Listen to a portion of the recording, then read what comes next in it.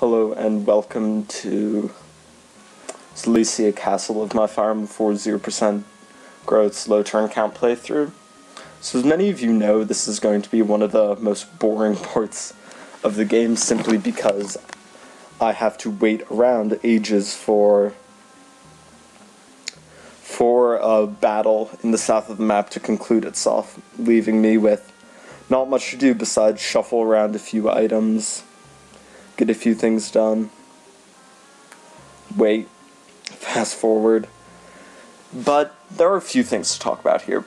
First of all, Levin sold his speedring, and while it may seem silly, he's going to have to kill everything else in the game, and even though Silesia gives a massive plus 20 evade boost, why not have a plus 25 speed boost?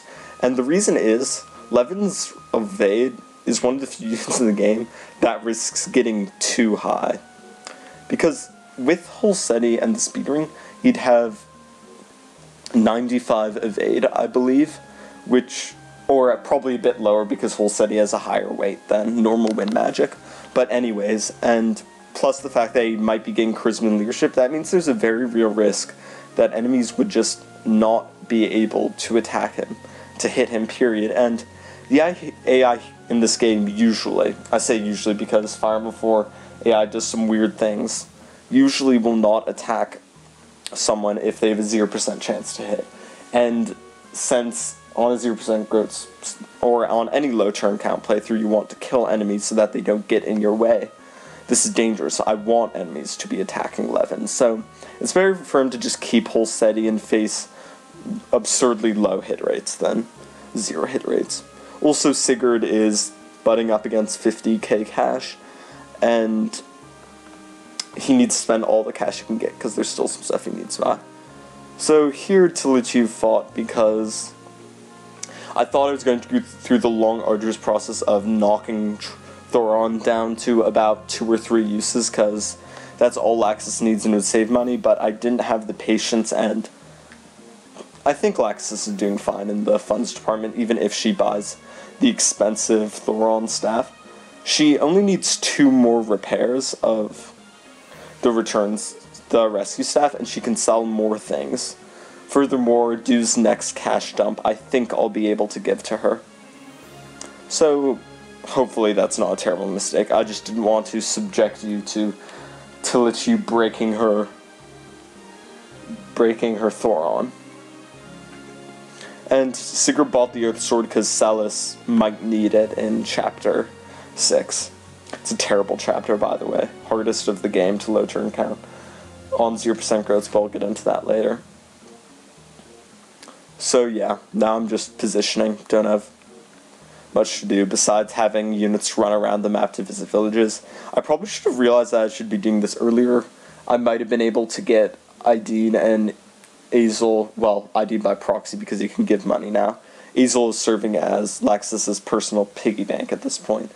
I probably could have poured more money into Aideen, but I'm pretty sure she has all the money she needs between her and Azel. So, it could be improved, but I don't think it'll make any difference in terms of turns or reliability. And now, waiting. I'm really confused by the existence of jealousy. I understand the system mostly, but what compelled the developers to make it? It seems far too intricate to be a glitch, but they never explain it. I have no idea how short of checking out the hex of the game, how you'd ever work out that it exists, and it's just weird how it exists. FE4 has a few of these things that are just weird, but, I mean, I'm happy it exists, otherwise Claude and Fury wouldn't be a possible pairing. Speaking of which, depending on how the game calculates a few things, due to the amount of turns I've saved, it may or may not turn out that pairing up Claude and Fury costs turns. I'm still going to keep the pairing even if I have to wait around a bit at the end of Chapter 5, simply because, well, it saves 5 turns from Chapter 9. Like, seriously, Chapter 9 I finished ridiculously fast. I finished in the same number of turns as the prologue. But also because of the fact that it'll also save turns in Chapter 8, 1 or 2, I believe. So, and it's going to cost 1 or 2 turns in the first generation at most. So it's unfortunate that I might have to do that, but such is as it is. Unfortunately, you can't do love pentagons in Fire Emblem 4. It just doesn't work out that way.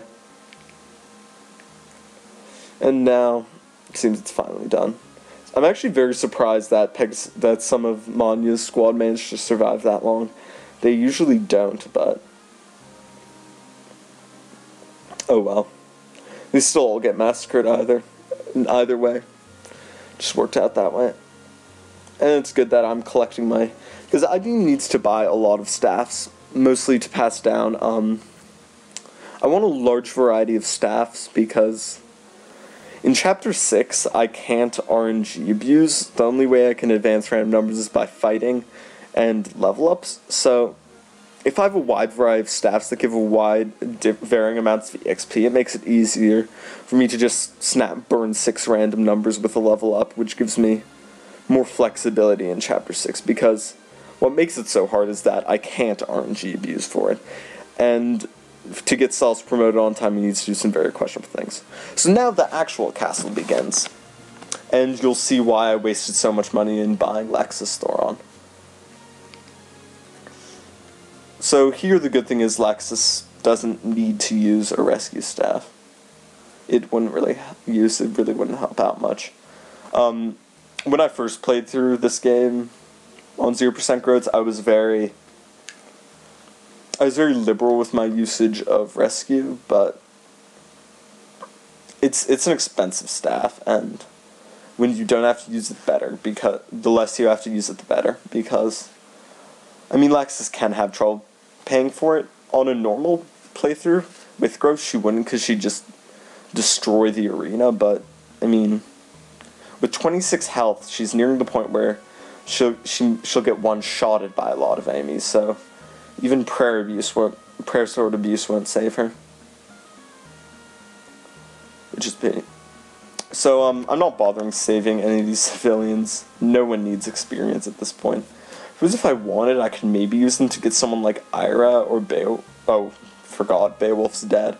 If I wanted to get someone like Ira to promote, but she wouldn't do anything with it. Like, Levin, Sylvia, Lachesis, and Sigurd is just the end game. The end game squad for Fire Emblem 4. Kind of ridiculous how much positive feedback screws up the game even on this one. So here I'm moving due towards the southern village, even though there's more money in the other villages, because I'm completing this map, the remainder of this map, very fast. And in fact, I'm completing this castle on this turn. Wait, yeah, on this turn. So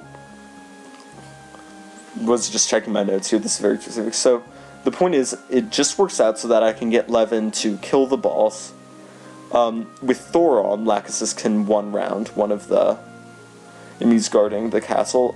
That was actually the only weapon currently available in the pawn shop that would give her that ability, strangely enough, even though Master Knights can use magic, they usually don't because they're lower magic sets. But yeah, it allows... A hero weapon would do it too, but unfortunately I just didn't have a hero weapon available. I probably should have changed it so that I did, because Lachesis would save money, but once again, I don't think it's important. This is like the only time in the run, really, where Lachesis is going to make a major contribution. Now I'm rigging so that Levin can just destroy the boss. Soon I really won't need rigging for him, because Holsteady is just insane. And with one critical hit, he kills another generic boss. So this chapter, this is really a big problem. I'm probably going to have to rig a lot, because this is one of the few castles where once you seize it, no enemies are attached to it. So I'm pretty sure... So all these units are going to exist, and... Oh, sorry about that. All these enemies are going to stay around, and And that is such a huge problem, because they're sure as hell not going to be attacking 11. They'll be going after everyone else, so expect a lot of rigging at the beginning of the next era. But yeah, this is turn 16, I believe. Thank you, and I'll see you guys next time.